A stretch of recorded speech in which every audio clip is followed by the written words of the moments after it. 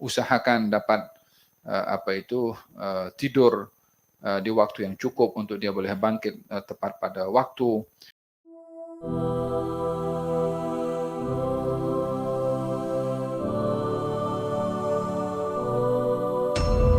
Di sini ada soalan Habib, iaitu Assalamualaikum Habib, jika kita kerap terlambat solat subuh, bagaimana kita hendak kerjakan solat subuh awal waktu, dan adakah kita ini dikirakan sebagai seorang munafik?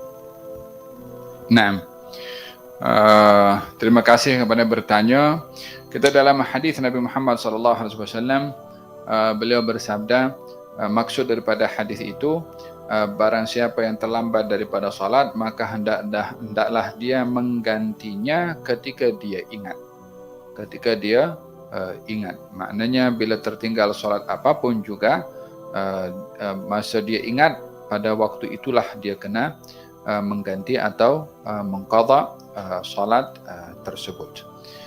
Dan yang kedua, hendaklah seseorang berupaya dan berusaha untuk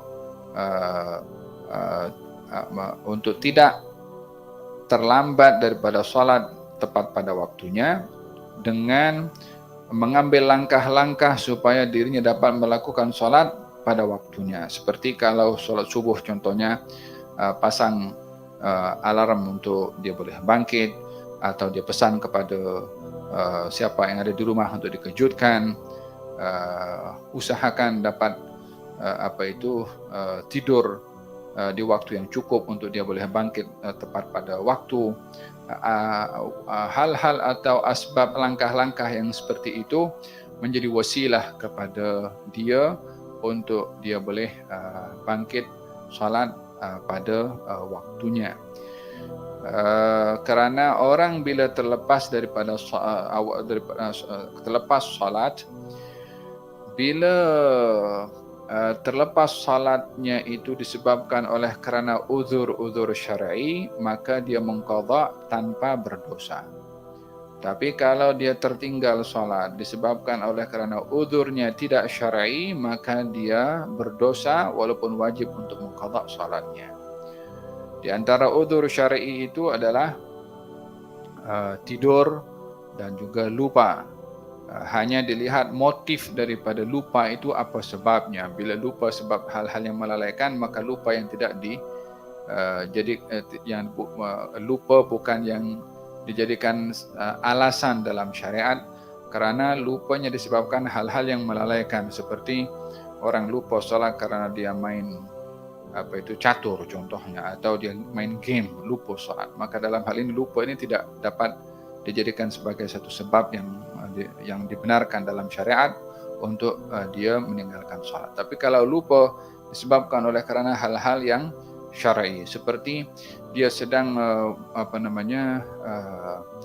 sedang menulis buku atau sedang membaca buku contohnya, tak terasa jam sudah berlalu dan terlepas, maka dalam hal ini uzurnya uzur syar'i. Atau dia tertidur, termasuk tidur ini adalah tidur yang belum masuk waktu dia tidur, ternyata bangun dah lepas waktu, maka dalam hal ini tidur yang tidur yang dijadikan uzur syar'i kepada orang yang tertidur tadi, wajib untuk mengqadha tanpa dosa. Tapi kalau tertidurnya disebabkan oleh kerana tidak boleh dijadikan sebagai dasar, seperti orang yang tidur selepas waktu zuhur. Dia kata waktu sudah masuk tapi dia tidur juga, maka dia bangun selepas waktu zuhur. Maka dalam hal ini tidurnya dia selepas masuknya waktu tanpa ada keyakinan dia boleh bangkit sebelum habis waktu, maka dalam hal ini mengqadhanya itu adalah mengqadha dengan berdosa, disebabkan dah masuk waktu masih dia tidur. Adakah dia termasuk golongan munafik? Tidak termasuk golongan munafik selagi mana dia tidak bermalas-malasan untuk melakukan solat tersebut. Tapi kalau dia bermalas-malasan, tertinggalnya solat karena malas, maka dalam hal ini dia menyerupai sifat orang-orang munafik, Seperti dalam hadis dinyatakan orang-orang munafik ini malas dengan sholat subuh dan sholat isya. Wallahu a'lam.